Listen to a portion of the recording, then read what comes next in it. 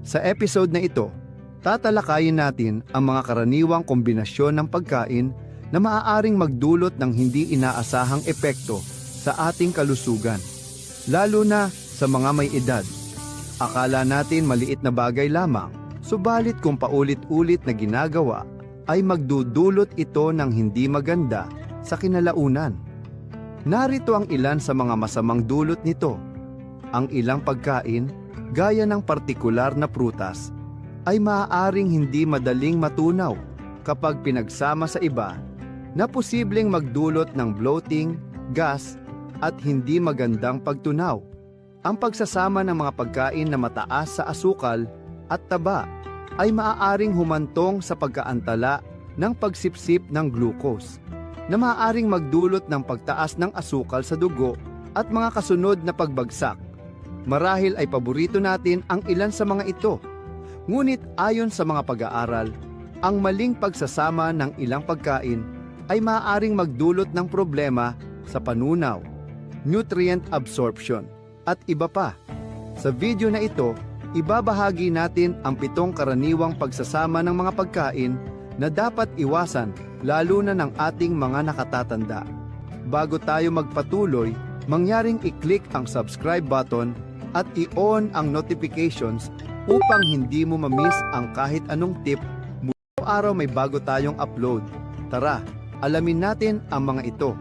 Ang una nating pag-uusapan ay ang pagsasama ng gatas at maasim na prutas, halimbawa, orange, pineapple. Ang pagsasama ng gatas at maasim na prutas ay maaaring magdulot ng problema sa panunaw at acidity. Ayon sa mga eksperto, ang acid sa prutas ay maaaring mag-curdle ng gatas sa tiyan, na nagre-resulta sa kabag.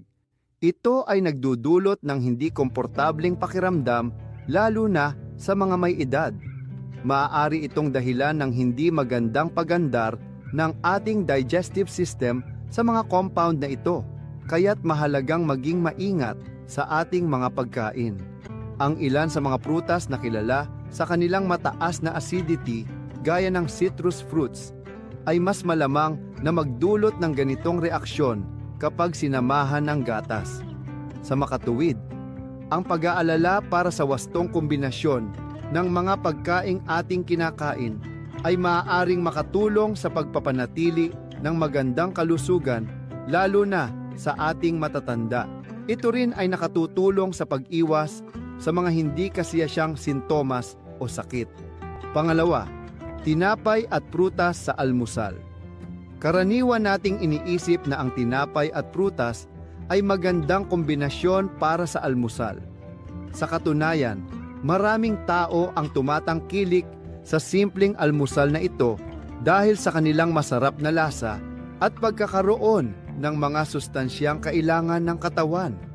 Ngunit ang pagsasama ng high-carb na tinapay at fructose-rich na prutas ay maaaring magdulot ng biglaang pagtaas ng blood sugar.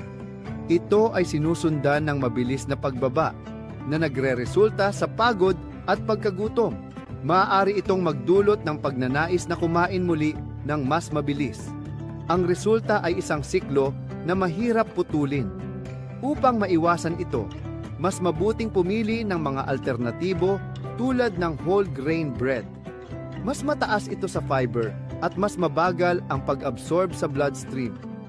Maaari ring magdagdag ng mga protein tulad ng itlog o yogurt upang mapanatiling balanse ang enerhiya sa buong umaga. Pangatlo, saging at gatas. Ang kombinasyon ng saging at gatas ay popular sa mga smoothies, dahilan kung bakit madalas itong ginagamit sa mga nutrisyonal na inumin. Gayunpaman, ayon sa ilang pag-aaral, ang pagsasama ng dalawang ito ay maaaring magdulot ng kabag at pagbagal ng digestion. Ito ay lalo na sa mga may edad. Ang mga sagot sa isyung ito ay maaaring maiugnay sa iba't ibang reaksyon ng katawan sa lactose na taglay ng gatas. Ito rin ay dahil sa mataas na fiber content ng saging.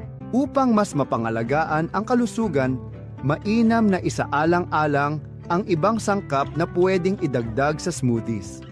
Halimbawa, ang spinach o pakwan ay tumutulong sa mas madaling pagtunaw at mas balanseng nutrisyon. Pang-apat, kamatis at pasta. Halimbawa, carbonara. Ang kamatis ay acidic, habang ang pasta ay nangangailangan ng alkaline environment para sa optimal digestion. Ang pagsasama ng dalawa ay maaaring magdulot ng acid reflux at indigestion. Sa kabila ng kanilang masarap na kombinasyon, mahalagang isaalang-alang ang balance ng acidity at alkalinity. Kung ang mga tao ay hindi maingat, ang asim ng kamatis ay maaaring makagambala sa proseso ng pagtunaw ng pasta. Ito ay nagreresulta sa hindi komportabling pakiramdam. Upang maiwasan ang mga ganitong sitwasyon, maaari ring subukan ang pagdagdag ng mga sangkap na may alkalinong katangian. Ang mga ito ay tulad ng langis, ng oliba, o mga halamang gamot upang mapanatili ang tamang pH level sa kanilang pagkain. Panglima, karne at keso. Halimbawa, cheeseburger. Ang kombinasyon ng karne at keso ay mataas sa protina at taba. Mahirap tunawin ng katawan ang mga ito. Sa katunayan, ang pagkonsumo ng mga pagkaing ito ng sabay ay maaaring magdulot ng kabag at overwork sa digestive system. Ito ay lalo na totoo sa mga may edad. Ang mga matatanda ay kadalasang may mas mabagal na metabolismo at mas sensitibong digestive system.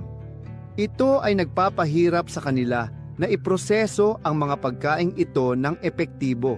Bukod dito, ang patuloy na pagkain ng ganitong kombinasyon ay maaaring humantong sa mas malubhang isyu sa kalusugan. Kabilang dito ang bloating, constipation, o kahit acidity na nagdudulot ng dagdag na discomfort at problema sa kanilang pangkalahatang kalusugan. Kung kaya't ipinapayo na iwasan ito upang maiwasan ang mga nabanggit na negatibong epekto. Panganim, pag-inom ng tubig habang kumakain. Ang pag-inom ng maraming tubig habang kumakain ay maaaring magpalabnaw ng gastric juices na mahalaga para sa digestion. Ito ay nagreresulta sa pagkabawas ng bisa ng mga enzymes na kinakailangan upang mas epektibong matunaw ang pagkain. Sa makatuwid, mas mainam na uminom ng tubig 30 minuto bago o pagkatapos kumain. Sa ganitong paraan, masisigurado na ang mga gastric juices ay hindi na apektuhan at ang mabuting proseso ng digestion ay mapapanatili. Ang tamang oras ng pag-inom ng tubig ay nakatutulong upang mas maayos na maiproseso ng katawan ang mga pagkain na ating kinakain, na nagreresulta sa mas mahusay na nutrient absorption.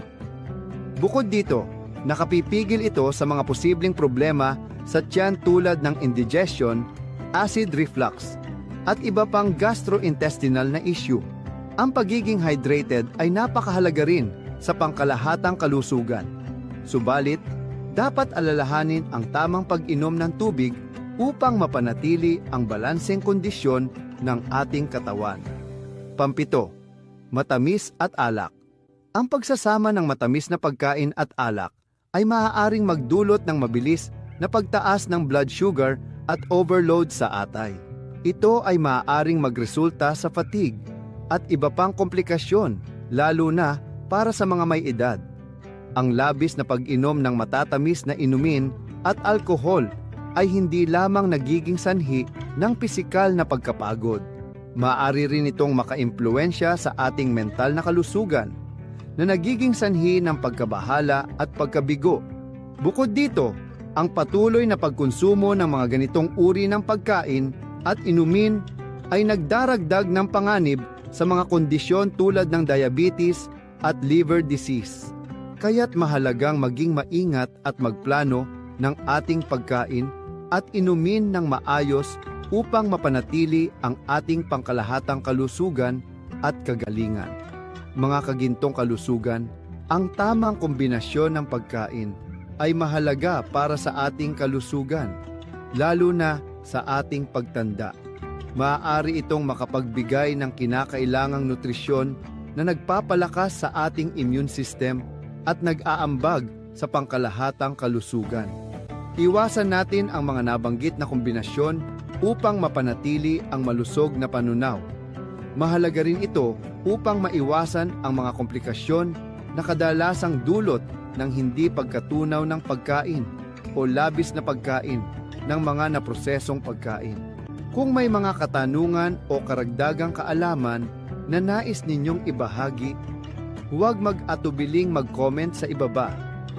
Ang inyong mga opinyon at karanasan ay mahalaga at maaaring makatulong sa iba. Huwag kalimutang i-like at i-share ang video na ito para sa iba pang nagnanais ng malusog na pamumuhay.